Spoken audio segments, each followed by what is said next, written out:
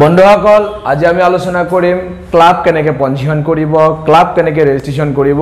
section 8 society registration act 1860 ৰ আধাৰত আপুনি ক্লাব কেনেকৈ পঞ্জীয়ন কৰিব সেই বিষয়ে বিস্তাৰিত আলোচনা কৰিম যে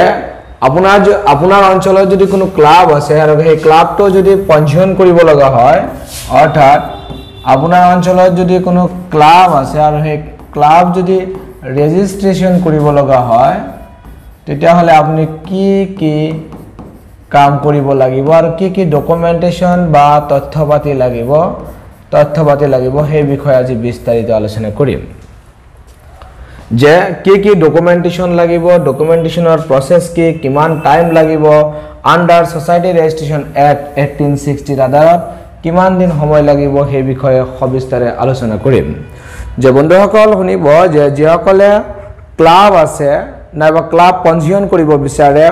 তেওঁলোকৰ এক্সিস্টিং ক্লাব আছে সেইবোৰ ৰেজিষ্ট্ৰেচন কৰিবৰ কাৰণে আপোনাৰ নিৰ্ধাৰিত কিছু ৰুলছ ৰেগুলেশন লাগিব কি ৰুলছ ৰেগুলেশন লাগিব আমি আপোনালোকক অকনমান পিছত আলোচনা কৰি আছো এইখিনিতে আমি জনাই আছো যে আমাৰ বিলিং ট্যাক্স কনসালটেন্সি গুৱাহাটীৰ ফালৰ পৰা কেইবাটাও কাম কৰা হয় আমাৰ বিলিং ট্যাক্স কনসালটেন্সি ফালৰ পৰা আপুনি যদি ক্লাব পঞ্জীয়ন কৰিব বিচাৰে যদি ক্লাব পঞ্জীয়ন কৰিব বিচাৰে আমাৰ লগত পোনপটীয়াকৈ যোগাযোগ কৰিব পাৰে যদি এনজিও ৰেজিষ্ট্ৰেচন কৰিব বিচাৰে section 8 company act section 8 company act 2013 আৰু সোসাইটি ৰেজিষ্ট্ৰেচন এক্ট 1860 ৰ আধাৰত যদি এনজিও পঞ্জীয়ন কৰিব বিচাৰে তেতিয়া হলে আমাৰ পৰা পোনপটীয়াকৈ কি ডকুমেন্টেশন লাগে আপোনালোকে জানিব পাৰিব তাৰপিছত ট্ৰাষ্ট ৰেজিষ্ট্ৰেচনৰ ক্ষেত্ৰত যদি আপোনালোকৰ সহায় সহযোগিতা লাগে আমি আপোনালোকক বিনামূলীয়া পৰামৰ্শ আগবঢ়াব পাৰিম তাৰপিছত কোম্পানী পঞ্জীয়নৰ ক্ষেত্ৰত আমি আপোনালোকক বিনামূলীয়া পৰামৰ্শ আপোনালোকে লাভ কৰিব পাৰিব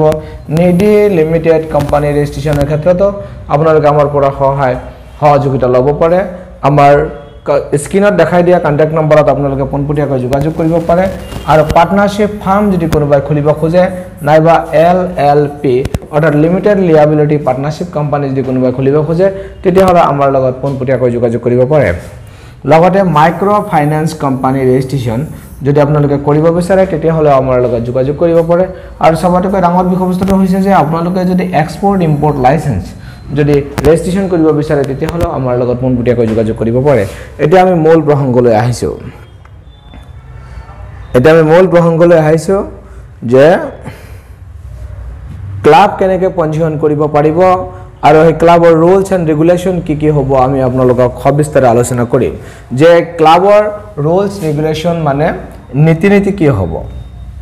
আপোনালোকে যদি কোনো ক্লাব ৰেজিষ্ট্ৰেচন কৰিব বিচাৰে তেতিয়া হলে তাৰ নীতি নিয়ম কি নীতি নিয়ম আপুনি পালন কৰিলে এখন ক্লাব আপুনি পূৰ্ণাংগভাৱে পঞ্জীয়ন কৰিব পাৰিব আপুনি যদি সেকশন 8 সোসাইটি ৰেজিষ্ট্ৰেচন এক্টত যদি কোনো ক্লাব পঞ্জীয়ন কৰিব বিচাৰে তেতিয়া হলে মিনিমাম আপুনি 7 জন মানুহ বেলেগ পৰিয়ালৰ 7 গৰাকী সদস্য আপোনালোকে একত্ৰিত হ'ব লাগিব আৰু ক্লাব পঞ্জীয়ন হোৱাৰ পূৰ্বে মিনিমাম দুটা জিএম অৰ্থাৎ দুটা জেনাৰেল মিটিং আপুনি শো কৰিব লাগিব যে ক্লাব পঞ্জীয়নৰ বাবদ দুটা জেনাৰেল মিটিং আপুনি শো কৰিব লাগিব লগতে এক্সিকিউটিভ কমিটি যে প্ৰথম আপোনালোকে যেটো ক্লাবৰ যেটো জিএম অৰ্থাৎ জেনাৰেল মিটিং আপোনালোকে পাতিব সেই জেনাৰেল মিটিংত আপোনালোকৰ এক্সিকিউটিভ কমিটি আপোনালোকে ফৰ্ম কৰিব লাগিব লগতে আপোনালোকে যে এক্সিকিউটিভ কমিটি ফৰ্ম কৰিব আৰু এই গোটেই বিষয়বস্তুটো এটা ৰেজুলেশন বুক আৰু আমাৰ ভাষাত যেটো কোৱা হয় যে প্ৰসিডিং বুক আপোনালোকে মেইনটেইন কৰিব লাগিব আৰু লগতে প্ৰিপেয়াৰ কৰিব লাগিব লজ এণ্ড ৰেগুলেশন অৰ্থাৎ লজ আপোনালোকৰ ক্লাবৰ আপোনালোকৰ কি নিয়ম বা আইন কানুন থাকিব আৰু তাৰ ৰেগুলেশন আৰু নিৰ্দেশনা কি থাকিব এই সকলোবোৰ বিষয়বস্তু সবিস্তাৰে আপোনালোকৰ যি প্ৰস্তাৱনাৰ বহি অৰ্থাৎ প্ৰিএম্বল নাইবা প্ৰসিডিং বুক নাইবা ৰেজুলেশন বুক সেই ৰেজুলেশন বুকত সকলোখিনি বস্তু সবিস্তাৰে উল্লেখ থাকিব লাগিব ইয়াৰ পিছত আপোনালোকৰ লাগিব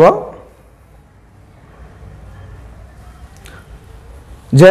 ডকুমেন্টেশন প্ৰক্ৰিয়াত আপোনালোকে কি কৰিব লাগিব ক্লাব এটা পঞ্জীয়ন কৰাৰ আগতে আপোনালোকে কেনেকৈ প্ৰস্তুতি ল'ব অৰ্থাৎ আপোনালোকে ক্লাব পঞ্জীয়ন হোৱাৰ পূৰ্বেই এইখিনি কাম আপোনালোকে কৰিহে অনলাইন সাবমিট কৰিব পাৰিব পৰৱৰ্তী একেবাৰে শেষৰ কামটো হৈছে আপোনালোকে ক্লাব পঞ্জীয়নৰ কাৰণে অনলাইন সাবমিশন কৰা এতিয়া ডকুমেন্টেশনৰ ক্ষেত্ৰত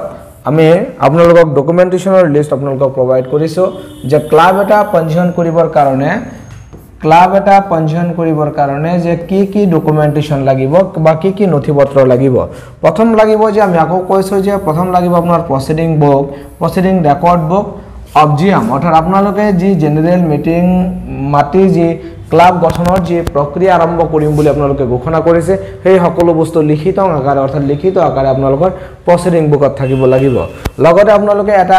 MOA অৰ্থাৎ মেমোৰেন্ডাম অফ এছ'চিয়েশ্যন যে মেমোৰেন্ডাম অফ এছ'চিয়েশ্যন আপোনালোকে বনাব লাগিব আৰু যি মেমোৰেন্ডাম অফ এছ'চিয়েশ্যনত উইথ CO সিগনেচাৰ অৰ্থাৎ CO ইয়াত বুজোৱা হৈছে CO মানে সাৰ্কুল অফিসাৰ